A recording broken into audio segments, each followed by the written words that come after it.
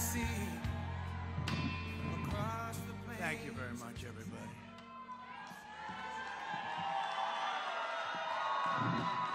Thank you.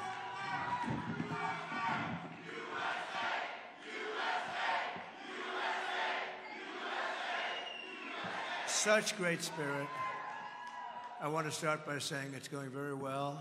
There are some bad spots in Pennsylvania where some serious things have been caught or in the process of being caught, but the election itself is going very well. We're leading, I believe, in all 7 swing states.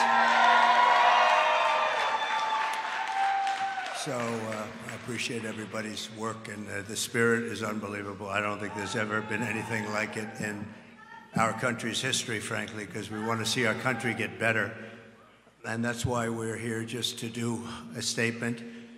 And it's an honor to have some of our friends here. In less than 4 years, Kamala Harris has obliterated our borders, obliterated. We've never had a situation like this. Decimated the middle class, and runaway inflation has caused problems, the likes of which we never thought possible. Bloodshed, squalor to our cities is common, and they've unleashed a war and chaos all over the world. You take a look, everything's blowing up or getting ready to blow up. No respect for our country anymore, no respect for our leadership. No person has caused so much destruction and death at home and abroad should ever be allowed to be the President of the United States. You can't have that. You can't have that. So I'm running on a plan to save America. We're going to save America. We have no choice. It's the greatest there is. We love it, and we're going to save it. We have no choice. And it's going to be saving it from the incredible destruction that's been caused by crooked Joe Biden and Kamala. And she's responsible because he wasn't responsible, and she never said that. He didn't know too much about what was happening. Maybe that was exposed during the debate. And yet still the way they took that away from him was not right. It wasn't right. Shouldn't have happened that way. They walked in, they said, we're taking it away. They stole the presidency of the United States. You can call it a coup, you can call it whatever, but they stole it. They went in like taking candy from a baby, and can't have that. And she's running on a campaign of demoralization and really a campaign of destruction. But really, perhaps more than anything else, it's a campaign of hate. It's a campaign of absolute hate. And, you know, I said yesterday that she's a vessel. She is a vessel. It's a very big, powerful party with smart people. I have to be smart. But it's vicious. They're vicious, and they're perhaps even trying to destroy our country. Because who would want open borders where millions of people can flow in from prisons and from gangs, the worst gang members anywhere in the world? Who would want this for our country? Who would want all of these transgender operations all over the place, like at will? Even if you're in detention, I want a transgender. These are things she stood for. Who wants to defund the police? She's wanted her whole career to defund the police. She only changed recently. She changed on 15 different items. Fracking. She was against fracking at the highest level. Wouldn't even think about it. Now all of a sudden, oh, I'd like fracking very much. But they change after the election in about 2 minutes, and I think Pennsylvania understands that. After 2 assassination attempts in just over 3 months, her lies and her slanders are very shameful and really inexcusable. And I can say that if I were president and somebody was being threatened, openly threatened, like they've threatened me, I would say, if you do that, even if this was an opponent who I disliked, if you do that, we will obliterate your entire country, and it would all stop. But they wouldn't make that statement. They won't make that statement. And essentially, that statement has been made by other presidents, even concerning their opponents, as you know. Today we're going to talk about the real character of Kamala, and a person who has no remorse for the anguish she's inflicted upon families all across America. On the contrary, I have to tell you, Kamala intends to conflict and keep this misery going, and she's going to keep it going as long as she can, because that's the only way she can get elected. She's going out and only criticizing, talking about Hitler and Nazi, and because her record's horrible. Her borders are the worst in the history of the world. There's never been a border in the world like this. I always say in third world countries, banana republics, they'd fight them away with sticks and stones if they had to. We let them come in, come on in. Knowing in many cases they're murderers, they're drug lords, they're traitors in so many ways to our country. If they were involved in our country at all, even that, they're coming back in. People that left because they were traitors are coming back in. Everybody's coming back in. And it's at a level that we've never seen before. Criminals off the streets. And you know, other countries from where they're coming are now setting records, good records for them, where crime is down 70 and 75%, because they're taking the criminals off the street. They're emptying their jails into our country. And they're not finished yet. I'm amazed. I thought they would have done it by now, but if you take a look at Venezuela, their crime is way, way, way down. Then you go to Caracas and you wouldn't recognize it. You can actually walk the streets without being shot or killed or mugged. It's becoming a safe city because they've taken all their criminals. Most of them, the rest are coming. They're all coming. They've taken their drug dealers and they've put them into the United States of America. Thank you very much, Kamala. I appreciate it. But she continues, and she will continue this misery, and her policies have caused such harm and such pain. And the three great people up here with me are going to just discuss that for a little while, about what's happened to them, how their lives have been shattered. I'd like to begin with the story of one mother whose life Kamala has utterly destroyed this life. And we're talking about thousands of people in very similar situations. Every day under Kamala, open border policies. And if you remember, Joe Biden appointed her as the border czar. She doesn't want to use that term, but let's say we'll just use a different term. She was responsible for the borders, totally responsible. She never made one call to Border Patrol. 2 weeks ago, the Border Patrol endorsed me with the most beautiful endorsement I think I've ever gotten.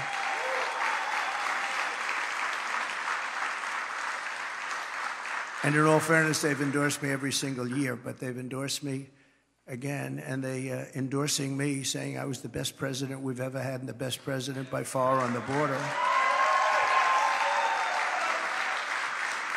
They said that, and this is not easy for them to say, they said that she was easily the worst person ever to work with them on the border, most incompetent, the least caring. Think of it. Not one call in almost 4 years was made to Border Patrol, like, how are we doing? I used to call all the time. I'd say, how are we doing, fellas? How's it going? Is it going well? And they're great people, men and women, Border Patrol, great people. They want to do their job. She didn't call them once. She released the two men who murdered this woman's very precious daughter. Everything you need to know about what happened and the character of Kamala Harris, you'll know from just watching this video. We had it done yesterday. It's very, very quick, very easy to do, but it was very heartbreaking. We showed it in a room full of people, and everybody was crying. Some pretty tough people were crying. Please take a look. Sunday night, I asked her to not stay up super late because of her coming to work with me in the morning to do her summer school. She said, okay. I told her good night and I love you. I went to bed. not realizing that that was going to be the last time I saw her. We're best friends. Yeah. We're going shaking again. I woke up to notice she wasn't in her bed. I'm in my heart trying not to lose my mind because I don't know where she is.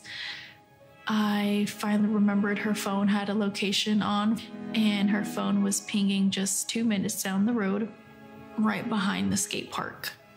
I start driving to the direction the phone was being pinged at, and I see a couple cop cars with lights on. I see yellow tape, and immediately my heart drops and sinks to the bottom of my stomach. My daughter's hands and ankles were both bound.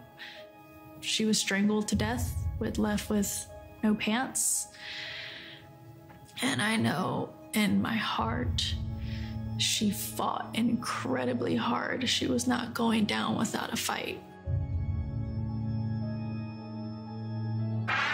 We begin with 2 men we're learning are charged with capital murder tonight, accused of killing a 12-year-old girl. Police say these men strangled her before dumping her into that creek. Both men were in the country illegally. Apprehended, then released by Border Patrol less than 3 weeks before Jocelyn's death. The men accused of killing Jocelyn Nungare are affiliated with the gang known for brutal violence.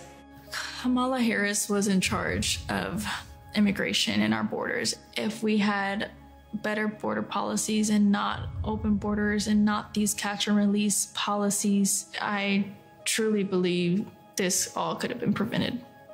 Under her being vice president of this country, my daughter's life was ripped away from her. She had her entire life ahead of her. Happy birthday, dear Jocelyn. My daughter is 6 feet in the ground based off of policies that she allowed to keep. Kamala Harris did have one job, and she not only failed, not me, she failed my daughter. She failed Jocelyn. You know, she was only 12. President Trump reached out, gave me his sincerest condolences as not a former president, but just as a father, someone who cares. I believe Donald Trump needs to be back in office. I can at least know that my next child will be safe in this country.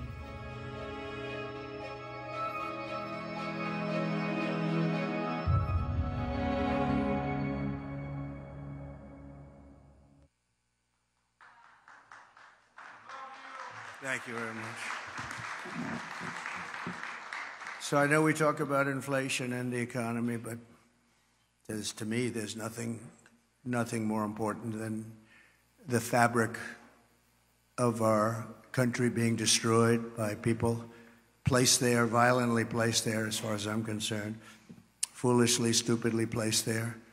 I think what's happening on the border is the single biggest issue, and I'm seeing it more and more when I speak. I see it more. Inflation's terrible. It's hurting our country. It's just decimating our seniors. That's why I talk about Social Security, no tax for our seniors on Social Security, because they've been decimated by inflation. But what Kamala did to Jocelyn and her family is the most heartless and cold-blooded betrayal imaginable. Thousands of cases just like that, thousands. In throwing open the border, think of it, open borders, they come in from parts unknown. People have no idea who they are, where they're from, anything about them. They know nothing. They just walk into our country. And as soon as I heard they were doing that, I said, well, I know these countries. I know every one of the leaders of all these different countries. They're very smart. They're very sharp. They're very streetwise. I said, I know what they're going to do. They're going to open up their jails and just dump them into the United States. And that's what happened. They opened up their jails. And some of the most ruthless killers in the world are now roaming our fields and our streets all over the United States. I knew that was going to happen, and I would do the same thing if I were running one of those many countries that we're talking about, and not just the 3 or 4 that we constantly mention that are near us, all over South America, all over the Middle East, all over Asia, all over Europe, all over Africa. Tremendous numbers of people are coming out of Africa, and they're coming from all over the world. They're dumping them at our border, pushing them across the line, and say, don't ever come back. If you come back, we're going to kill you. And we're stuck with them. But we're not going to be stuck with them for long. So Kamala violated her oath. She desecrated our laws, and she got innocent girls like Jocelyn tortured and killed. Anyone who knowingly sets loose these monsters into our country has absolutely no right to be running for office, let alone the office of president. No right.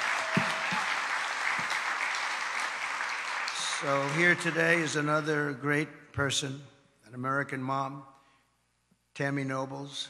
2 years ago, Tammy's 20-year-old daughter, Kayla Hamilton, who had an autism diagnosis, was found raped, tied up and strangled to death with a telephone cord in her home.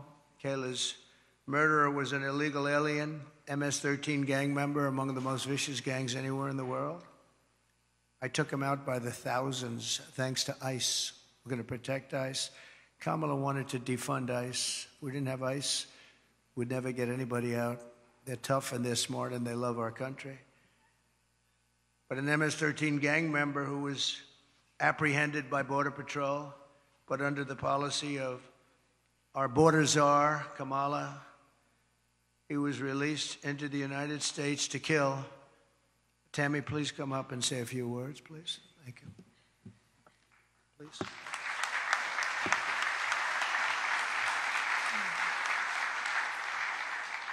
I just wanted to say that Homeland Security did not do their job. Health and Human Services did not do their job. The Biden-Harris administration did not do their job. If they would have done their job, made that one phone call to El Salvador, my daughter would still be alive today. Kayla was a very beautiful young lady inside and out. She was independent, learning to become independent. She had 2 jobs. She overcame obstacles dealing, with autism and was able to find a job that she loved. She loved animals, especially her cat Oreo, and she cared about the homeless. She loved God and she loved going to church. And her life was just ripped from her 3 days after she celebrated her 20th birthday. Thank you for having me here today.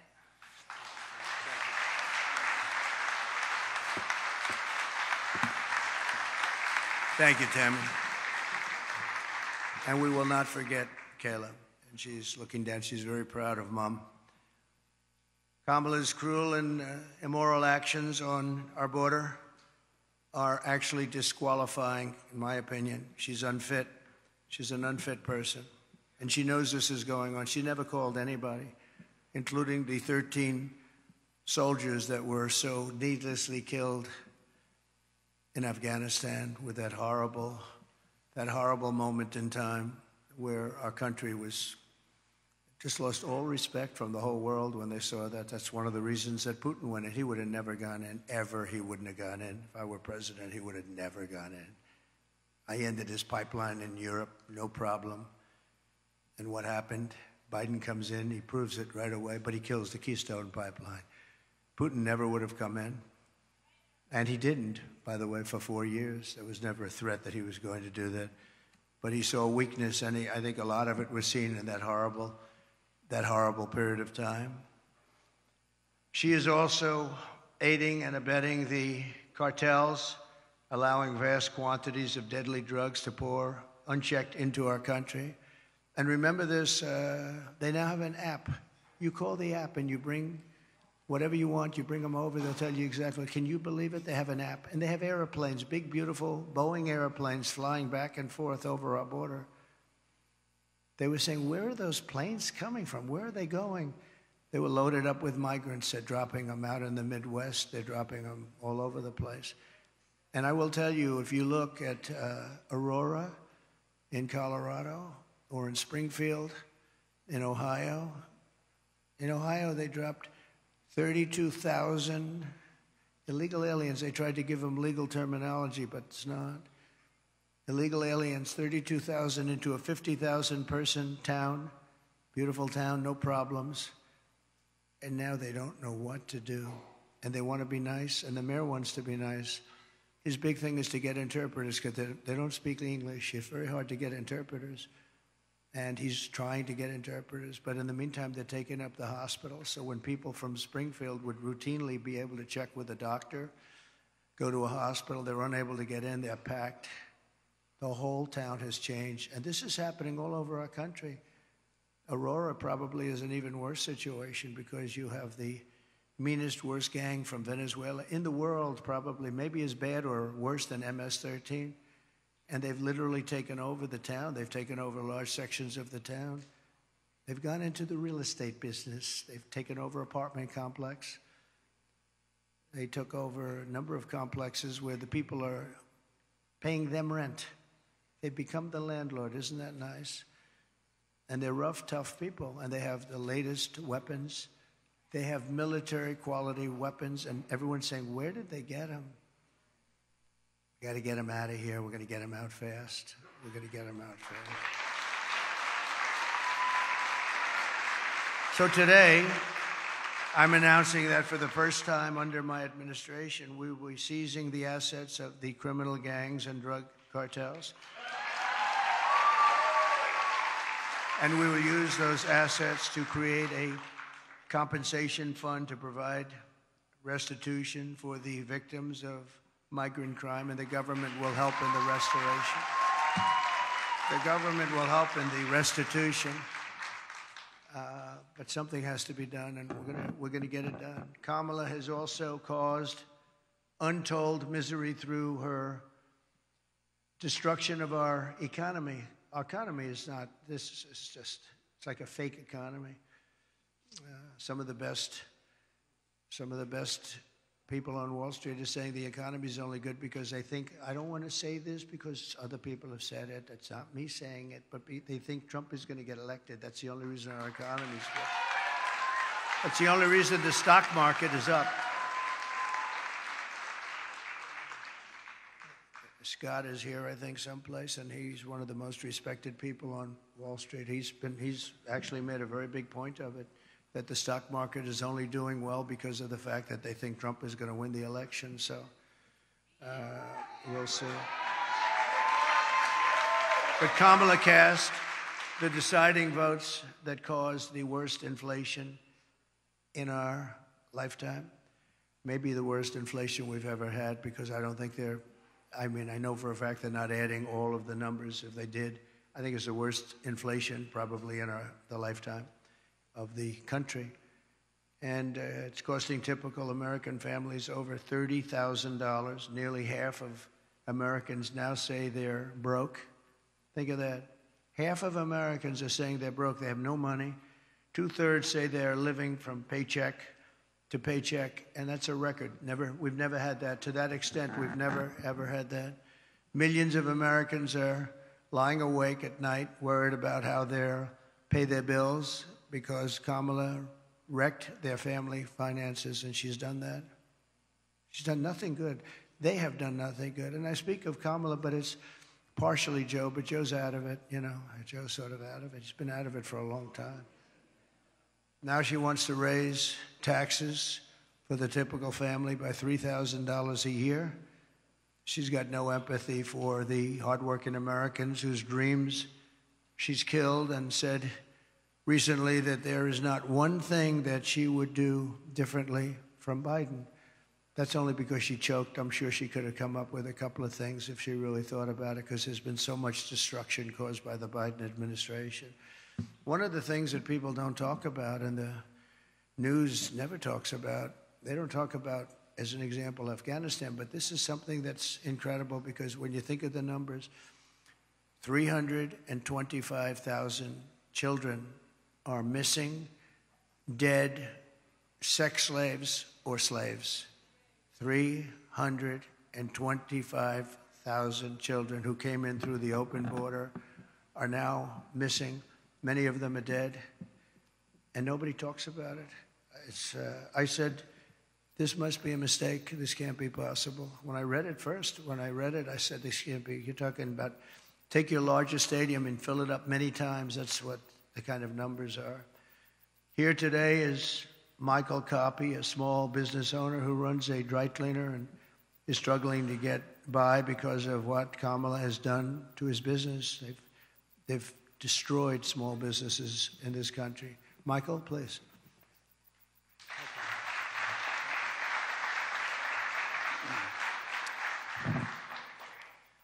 I just want to say thank you, Mr. President, for affording me the opportunity and the high honor of joining you here today and sharing my small business story with you folks and the American people. So it's a chain of eco-friendly dry cleaners throughout the Tri-County here in West Palm. And it seems not too long ago, just a few years, the customer and us, the small business owner, we were able to keep up with inflation. There were resources available to us for expansion, or if you had a bad month, you know, if there was something you needed to make up for, it seemed like the support was there. And now, just a few short years later, it seems like all of those resources have dried up. The support's no longer there. We had an expansion plan about 6 years ago that we had to pause because we have to wait for our customers now to catch up with the inflation, the supply chain issues still, because we as a small business, we can't double our price points, although the cost of doing business now is 2, 3, or 4 times what it was just a few years ago. So we've had to get creative. Our industry, probably 30% in the dry cleaning industry, never survived COVID. And just recently this summer, I was contacted, my wife and I, by another local dry cleaner here in West Palm. They were asking advice. So husband and wife been there for about 35 years. Their lease was up, and the landlord was doubling their rent, which would have meant that that's what they've been paying themselves for probably the better part of 20 years. So they had to make a decision. Do they hand the keys back, or do we get creative, work together, pool resources? And so what we did was we figured out the right price point for them, but we did their cleaning for them, at least until we figured it out. And so they were not able to pay their operations. They couldn't keep that going, but they were able to save their business by strategically partnering. And by the end of summer, I think I was contacted by about 12 other local dry cleaners saying, can you guys help us also, because we're going through the same thing. Thank you. And it seems now, so the delta between the reality of what inflation is right now and we have in front of us, the reality of that and the small business owners' capabilities, that delta is too great. So unless we effect change immediately, I fear that in the next few years, if we don't see that change, we might see another 30% of our industry and others no longer exist. So I just want to say thank you again, Mr. President, for allowing me to share my Go Green Dry Cleaner story, and thank you.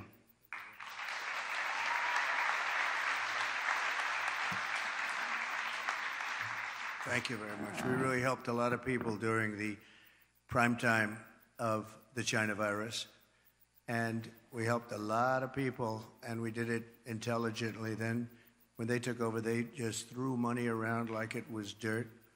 And as you know, the recent monster hurricane, Helene, just wiped out so much. If you look at the different states, North Carolina, Georgia, Alabama, South Carolina, Florida, Tennessee, it was just devastating, devastating. And the response was the worst since Katrina, but really a lot of people think it was much worse than Katrina. It's still, they haven't shown up. They're not in North Carolina. The people of North Carolina have suffered incredibly, and it's just nobody to help them. FEMA has been a total disaster. We had FEMA that was fantastic when we did this, because we had our hurricanes too. We had some bad ones, but we did a great job with it. It's not there. And then you see that they, originally blamed, and then they tried to take it back, but it was a little late. But they said that the money was spent on bringing illegal migrants into our country. They spent close to $1 billion, and these were funds that were spent. And you have to say, I mean, I was in North Carolina recently, and I looked at devastation that was just, it was just unbelievable. There was nobody there from the federal government. The local people have done incredible things. Franklin Graham has done incredible things. He's been amazing. But there was nobody there. So we're pleased also to be joined by Christy Shamblin, person I know and I've gotten to know over the last year or so, the mother-in-law of fallen Marine Corps Sergeant Nicole G. Nicole made the ultimate sacrifice during the disastrous withdrawal. Not that we were withdrawing. I was going to withdraw, but we were withdrawing with dignity and strength and power, and we were going to keep Bagram, the big air base, because of the fact that it was so close to where China makes their nuclear weapons. 1 hour away. We should have kept it, and we didn't do that. But the way they withdrew, they took the soldiers out first. No, you take the soldiers out last. I went 18 months without one soldier. I spoke to Abdul, the leader of the Taliban. We went 18 months without one soldier even being shot at, no soldier being killed for 18 months. And then we left, and you had this group of incompetent people take over. Guys like Milley should have been fired. They should have been fired. Anybody that was involved with that disaster should have been fired.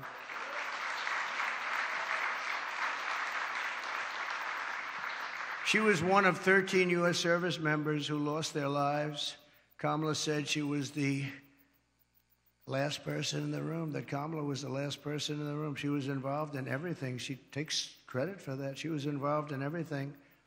That means she was involved in disaster after disaster, because nothing good has happened with this administration except that our country has gone to almost a third world status. With Biden, when Biden made a decision, she said she was there. Oh, she was there.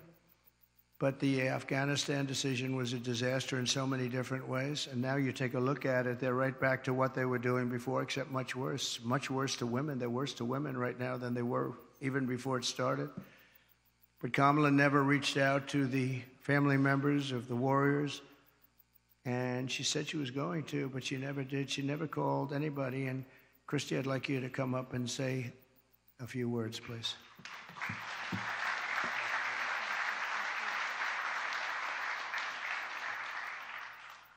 Hi, good afternoon, good morning.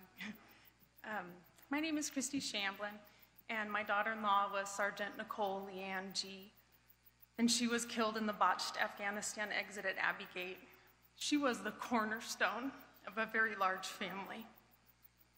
And instead of planning family gatherings and holiday meals and Christmases and baby showers, our family and thousands of other families plan outings at funeral grave sites, and that is where we as a family celebrate my daughter-in-law at Arlington National Cemetery, because she is in the ground. Her story isn't unique to our family, she's just ours. There are thousands and thousands and thousands of wounded veterans who came home from that war, who need our help and who are ignored by our current administration. President Trump demonstrates peace through strength. I know what he told the Taliban when he was negotiating with them, because I've made it my business to know. And what he said to them when he was negotiating with the Taliban, he said, "I will kill you if you harm one hair on one head of an American."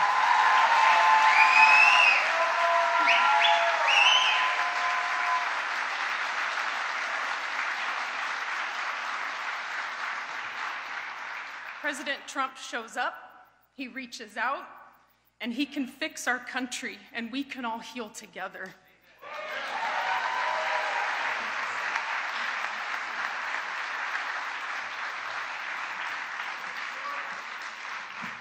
Thank you very much. It's so sad. So many cases like this. Nobody should have died. First of all, when they left, the soldiers should have been there. They shouldn't have been home watching, except for a small group, and Many of them got killed, and large numbers. Nobody ever mentions the arms, the legs missing, gone, the face just obliterated. Nobody talks about them. I talk about them all the time. But I want to thank you, Christy, and we'll carry Nicole's memory in our hearts forever.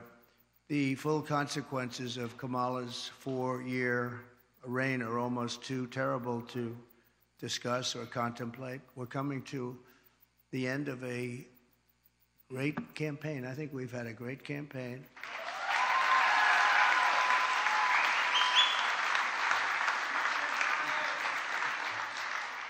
We've really not been provided the kind of protection that I needed as president, but I said we have to do it anyway. When Secret Service would ask for additional people, oftentimes we would be turned down. They were constantly asking for additional people. And I found Secret Service to be very brave. When I was hit and went down, they were right on top of me within seconds. I tell you what, those bullets were flying right over my head. I heard them. And these guys were right. I don't know how they didn't get hit, actually, but they were right there. You take a look at the video. One thing we would say, the video is there for people to see, but they were never given the kind of help that they requested because our rallies were massively large and they needed more people, and they were always fighting for more people, and it was never given to them. Now they're being given, I hope, what they need, but we were, that was a constant fight. They'd come to me and they'd say, you guys don't want to give us the people. And yet Biden was covered and they'd have like 2 people show up. But Kamala is grossly incompetent, a total train wreck who has destroyed everything in her path. She's destroyed everything. She left 21 million aliens pour across our country, and then she, maybe in a short while, has to go home and she'll get herself a job someplace, who knows. But think about it, and she can look at the carnage, and she can look at all the people that have been killed. And you haven't seen anything yet because they've just started. They're just getting comfortable in our country. These are very tough people. These criminals make our criminals look like nice people. And she let the more than 13,000 convicted illegal aliens, nobody would have let these people into our country.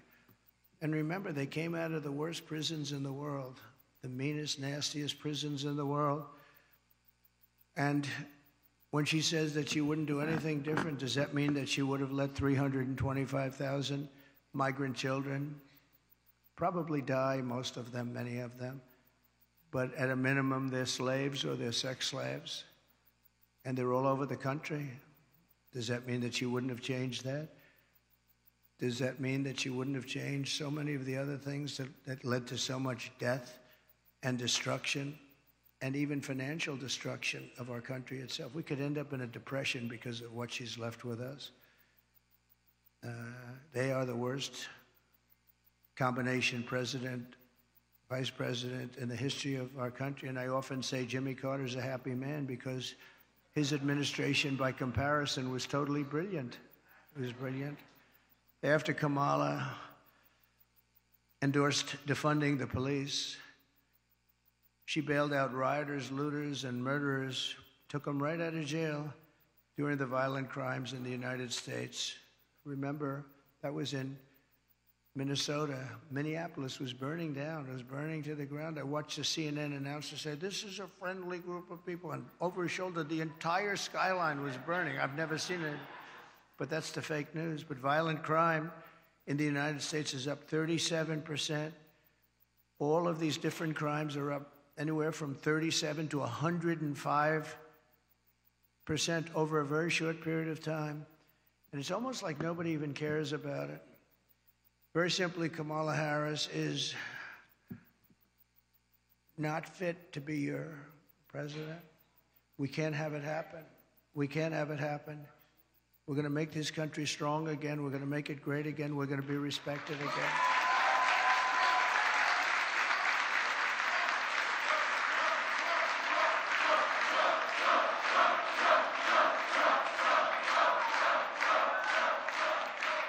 Her message has been a message of hate and division And my message is about saving our economy, securing our border, bringing together the greatest and broadest coalition in American history. There's never been a coalition like this. Everybody's included. And on issue after issue, she broke it. They broke it together. But for purposes of this election, she broke it. Can't let her go. And I'm going to fix it, and I'm going to fix it very fast.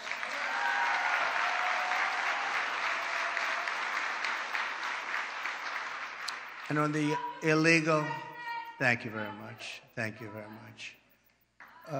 On the illegal immigrants that we'll be taking out of the country, as you know, we're going to be taking them out. And if they come back, we have laws that will be immediately enacted where they serve 10 years in prison. They won't come back. And if that's not long enough, we'll have to do something else. But we don't want them back. They're not going to come back.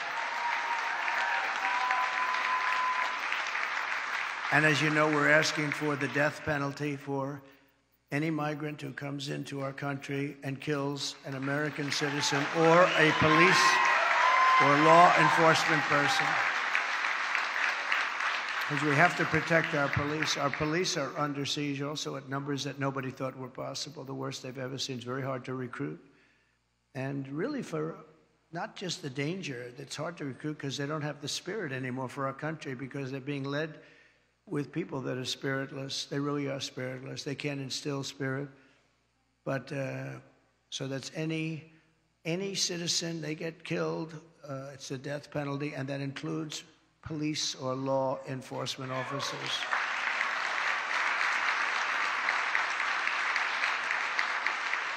But we're going to revive our economy. We're going to use a system of very fair, very reasonable tariffs. As I said, so powerful. We've never used them. I used them. China paid us hundreds of billions of dollars, and no other president's gotten 10 cents from China. China had a free ride, but so did many other countries. European Union is taking advantage of us. They don't take our product, and yet we take their product all over the place. We take their farming product. We take their cars left and right, right? BMW, Mercedes-Benz, Volkswagen, millions and millions. They don't take our cars. I said to Angela Merkel at the time, Angela, how many Chevrolets do we have in Berlin? Why? I don't believe you have any. I said, you're right about that, Angela. Well, we're going to change it. But they don't take our product. We have a deficit with them of over $300 billion. Think of that. And people think of them as friendly, but they're very tough and very, very fair. I mean, look, they united in order to take advantage of the United States. That's why they united. That's why they formed their coalition. And that was done to take advantage of the United States. So we know how to take advantage of them. We're going to take it back. We're going to take it all back. Those countries, many of those companies will be coming back. They'll be coming back because when they're told that they're going to have to pay a 25% tariff or 50% or 100%, we saved our steel industry when I imposed large tariffs on China steel coming in. They were dumping steel here by millions and millions and millions of yards of steel like nobody's ever seen. Our steel businesses were going out of business. We can't lose our steel industry. If for no other reason, our own security. We need steel. If we'd go to war, we're not going to go to war. We're not going to have World War III. But if we ever go to war, you better hope that we have a steel industry, or those beautiful tanks and everything else that we need to make won't be made. The planes, the tanks, the whole thing. And I saved it by imposing tariffs. They were dumping it. I think they were dumping it in order to destroy. Every steel plant would have been closed if I didn't do what I did. And we happen to be taking in, billions of dollars.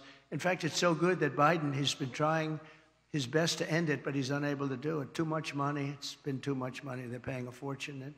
But I would have had it a lot different. And we'll get along with China. We'll get along with Russia. We'll get along with everybody. We had the fake Russia hoax, which took 2 years.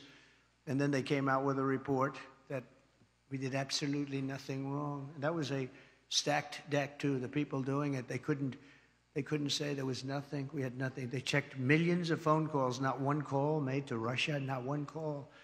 It was a terrible thing they did to the country and actually put us in a lot of danger, to be honest with you. If I didn't have somewhat of a relationship with Russia and Putin and all, we had to have it. And by the way, getting along with President Xi and Putin and Kim Jong-un of North Korea. If you remember when I met with Obama, his wife was very nasty to me the other day. Oh, that was not nice. She was very nasty. She said nasty things.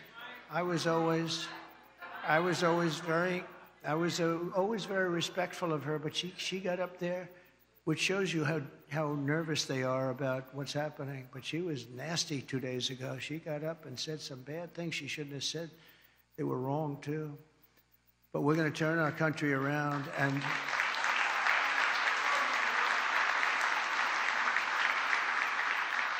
and we're going to pay a lot of respect to the three representatives, because that's what they are. They're representatives of millions of people. I mean, the businesses, so many businesses are just dying right now.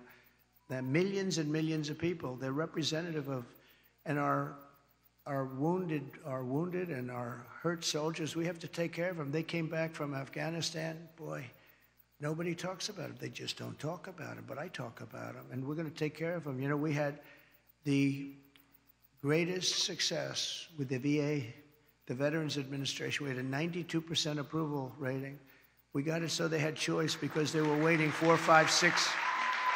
They were waiting 4 or 5, 6 months, 7 months to see a doctor.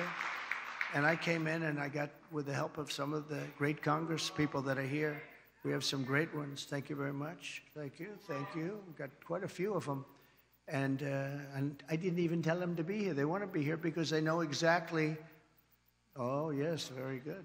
We have one of the greats.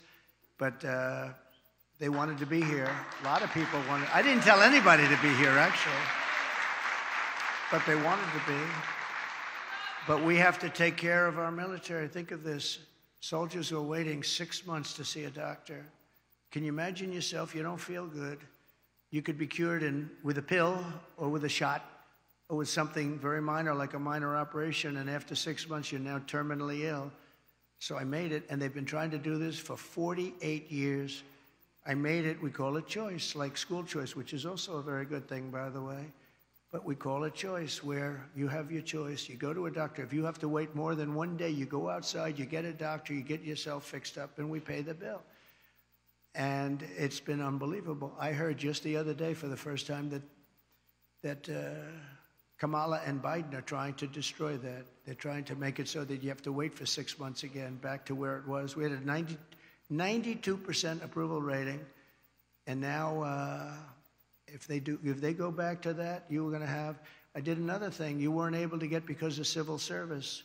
You weren't able to get fire people if somebody was a degenerate, if somebody was terrible, if they treated our heroes badly, we want them fired. We want them fired immediately. But we were unable to get them fired because they were protected by unions and by civil service. And I had it passed in Congress, which people have also been trying to get. And we were able to fire 9,000 people out of the VA and replace them with people that love our heroes as opposed to sadists. We had sadists. We had sick people. We had sadists in there that really harmed our great people, our great veterans, and we were able to get rid of them. We got them out, and we replaced them with people that can love and take care of these wonderful people that served us so well. So we did good. We had a 92% approval rating. They've been in the 40s and the 30s, and now it's heading back in that direction, I'm afraid. I hear they want to dismantle everything. And it's almost like you'd say, why? Why would they do that?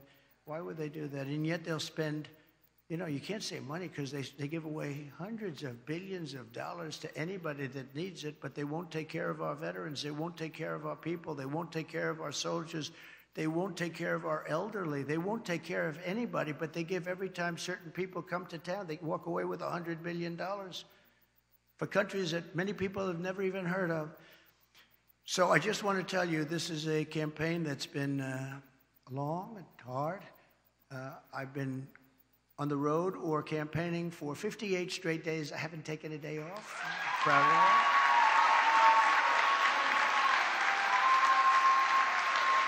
And I won't be taking one off. We have 7 days to go. You can be sure I won't be. And do many, many things every year. And I just want to end by I've watched their commercials, and they're really fraudulent. They'll say, he doesn't want to frack. I've wanted to frack always. They'll say, everything exactly the opposite. Oh, I want to destroy Social Security. No, they're going to destroy. I'm the one that saved it. And for 4 years, we made it even better. I'm the one, and I didn't raise ages. I didn't do the things that they're going to do because they're allowing millions of these people to go onto Social Security, Medicare. They're going to destroy it. She's going to destroy the whole country because it's not sustainable by any country. But the ads and the statements that they make are exactly the opposite. They will say, oh, I'm going to raise taxes. He is going to raise taxes. Just the opposite. I'm going to lower taxes, and I have done that, but I'm going to lower taxes, and she's raising taxes by 30, 40, and 50%. But they'll have a commercial. And I just say this to you because I hope people understand. These people lie. They lie. They're very disingenuous. And we are going to finish up our campaign. And it's interesting because I haven't taken any time off for a long time. I tell you who can tell you about that, all the people that follow us, including the people in the campaign, but including Secret Service, who has been working very, very hard. I will tell you, they've really been working very hard. And yet a couple of days ago, she took off, and then she took off again and again and again. I say, how many times? You know, you're running for president of the United States. You had, like, at that time, about 20 days left. How the hell do you take off, right? You got to work. You got to work. So she says her teleprompter broke. Yeah, well, she better hope it doesn't. You know, they break. And if you don't know how to do it without a teleprompter, you got a problem. And she doesn't know how to do it without a teleprompter. So I just wish they'd stop lying because the lies are vicious. And probably some people believe them. But the good news is 7 states, Republicans never lead in the early voting because for whatever reason, it's habit or it's a certain security they feel in going to the booth. They believe in principle. But we never lead in. I don't know if we've ever led in early. Every single state we're leading in. Every single state. At an early. And we don't need all of them, but at an early. And some states are in play that nobody thought would ever be in play. But I think people are seeing because, again, we're the party of common sense. We're the party of common sense. And we want to have strong borders. We want to have great elections. We want to have fairness. We don't do things like, we're not going to have men playing in women's sports. I mean, that's okay. So we're the party of common sense, and we're the party of fairness, and we have a coalition. Nobody's ever seen anything like, I don't think anybody has ever seen anything like what happened the other night at Madison Square Garden. The love in that room, it was breathtaking, and you could have filled it many, many times with the people that were unable to get in, but politicians that have been doing this for a long time, 30 and 40 years, said there's never been an event so beautiful. It was like a love fest, an absolute love fest, and it was my honor to be involved. And hopefully, you know, they started to say, well, in 1939, the Nazis used Madison Square Garden. Well, and you know what? But can you imagine that? In 1939, the Nazis, they would. But how terrible to say, right? Because, you know, they've used Madison Square Garden many times. Many people have used it, but nobody's ever had a crowd like that. And I tell you what, right now, nobody's ever had love like that. That was love in the room, and it was love for our country. It was really love for our country. So we're going to fight like hell for the next 7 days, and then hopefully...